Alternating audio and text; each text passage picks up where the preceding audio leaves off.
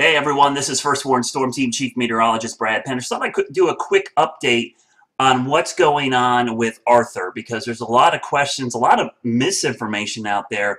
And while I never like to downplay any severe weather situation or a tropical system like this, I think there's a lot more fear and hype about this than actually what's going to happen. Let's tell you what we know. We'll live in the reality of the situation, as I like to say. You can see our system here off the coast of Florida, and actually, even though there's a tropical storm watch for parts of the Florida coast, it's actually a beautiful day along most of the coast. Some high surf, some rain bands have affected Daytona Beach, but certainly not a washout as these storms have been coming and going pretty quickly. You can see the circulation center pretty evident there of some kind of eye-like feature. It's very wide, which is not an indication of a very strong system. We'd like to see that tighten up for it to gain some strength, but it's certainly trying to gain strength. The problem is there is extremely dry air over to the west here, wrapping around and getting entrained or pulled into the middle. There's also very dry air on the north side, which is impeding what is otherwise a pretty favorable environment. It's over very warm water. The wind shear is relaxing. So I do think as we go through the next 24 hours that we're going to see the storm gain strength, but it's going to be pretty slowly until it gets up here just off the Charleston coast, right in here, where it's going to have a better chance of developing. But at the same time, as it gets to the north, it's going to run into another issue, which is going to be this trough of low pressure, which is this cold front you kind of see back here in the Midwest. That's going to help increase the wind shear again, and we're going to see the southwesterly wind crank up. Now, what's going to happen as that merges with that trough, the winds, especially on the east and north side of the track of Arthur, are really going to be increasing. Actually, the combination of the two will actually help intensify the storm a little bit. You'll get some enhanced outflow because that southwesterly wind with the trough is actually going to vent the storm to the north. So what's being impeded right now to the north might actually blow up a little bit. So that will actually cause some strengthening, but it's also going to be the reason that the storm's going to pick up speed. So it's going to be racing to the north and east. So let me show you the latest track from the Hurricane Center. I got it zoomed in on the Carolina coast, and you can see 8 a.m. tomorrow, it's going to be several hundred miles, maybe about 150 or so off the coast of Charleston. Now, let me put a quick track to kind of show you exactly how far that is. We put that out there. You know, it's about 115 miles or so off the coast, which means it's going to be pretty far offshore. And the worst winds with this storm are going to be on the east side. It's a very lopsided system. So in Charleston, there will be some big surf, some breezy conditions, but really, you would never know that a tropical system is just off the coast. Now, as we go through the night, 8 p.m., it's going to be just east of Wilmington. Now, this time, it'll likely be a hurricane. It's going to gain some strength, but it's also going to be picking up speed.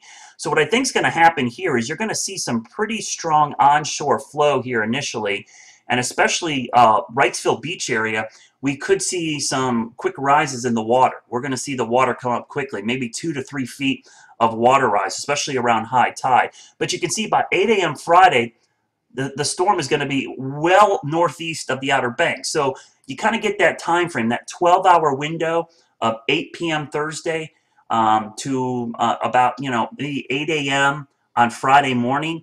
That, to me, is the worst window of weather. And honestly, a lot of folks will probably sleep through this and barely know the thing happens. By the time you wake up Friday morning, skies will be clearing, and it's actually going to be a pretty nice day as the storm rockets off into the North Atlantic by Saturday into Sunday. So if you're going to the southern Outer Banks, the Carteret County area around Morehead City, you certainly need to be very wary of the Thursday night and Friday morning time frame.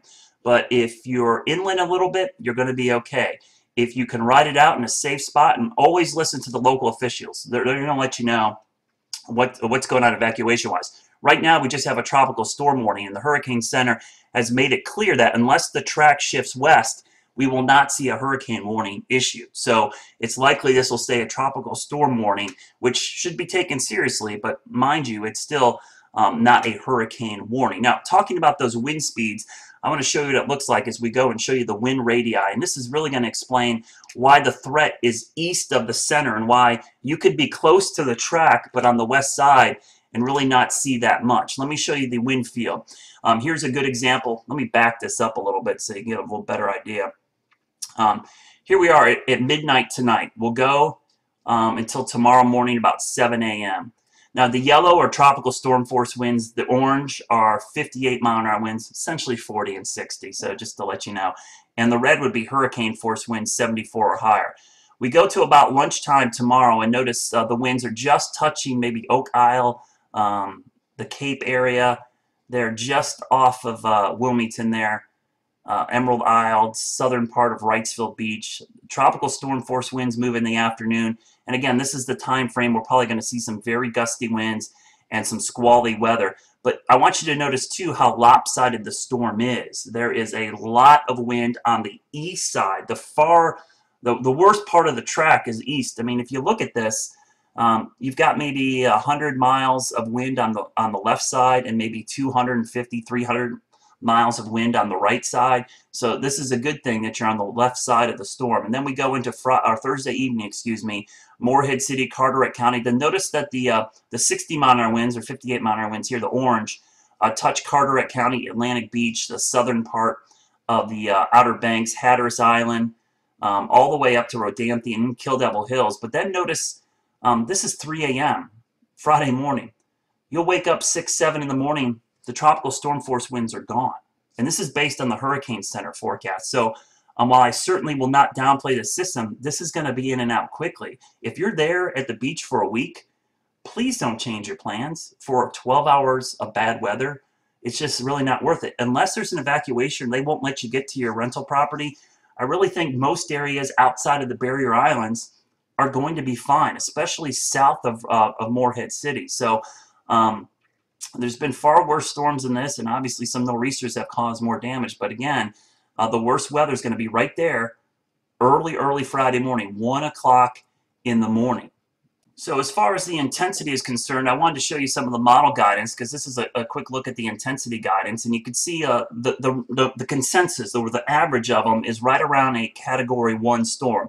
The high end would be just to Category 2, which you're getting up around 85 miles an hour. There's still a chance that could happen, but that's likely going to be as the storm is rocketing off to the northeast, and then a quick drop off in the intensity. So I certainly want to take the storm very seriously, but I should mention, as I just did, that this is going to be in and out pretty quickly. So if you have plans, basically my advice, if you are going anywhere south of Morehead City, no issues. Sure, there'll be rip currents big time over the weekend, and if you're swimming, be safe. High winds briefly Thursday night, some squally weather, but really the weekend overall is great. Outer Banks, Carteret County, different story. I would maybe hold on, maybe head inland for the night, but really it's going to be up to the local officials and your local knowledge of where you are in relation to sea level. If you're at 3 feet or below, I might seriously consider getting to higher ground or getting to an area that is a little bit higher up. Here are my impacts. The yellow area, low impacts up and down the South Carolina coast, and this will be primarily your rip currents and high surf areas. And then really around Morehead City up to the Outer Banks, a moderate risk, and then I have the Outer Banks a high impact, just because I think we will see some overwash briefly on Friday morning from the storm, and I'll widen this out a little bit to give you a little better perspective on what I'm thinking. And roughly the area you see in yellow there, and this map kind of lines up well with where the tropical storm warning is. It's basically this area in orange and red, and tropical storm watches to the south, where we may see those upgraded depending on the track of the storm. So that's kind of my latest thinking. Of course, I'll keep things updated online, and I'll be on the air at 4, 5, and 6 today on NBC Charlotte. But again, the coast, yeah, we're certainly watching it for the Outer Banks, Carteret County. In the local area of Charlotte, the bigger story today, honestly, is the heat and the chance for severe storms with a cold front on the backside. And for all the Carolinas, if we can make it through Friday morning, get Arthur off the coast, it's going to be a gorgeous holiday weekend. Hot and humid in a few spots, otherwise cool and dry west, with this pop-up storm near the coast. Really a pretty typical July 4th weekend. So hope that helps clear up some of the confusion. If you have any questions, please hit me up on Facebook, Twitter, Google+, wcnc.com, email, or just watch it 4, 5, and 6 today on NBC Charlotte. Have a great Wednesday.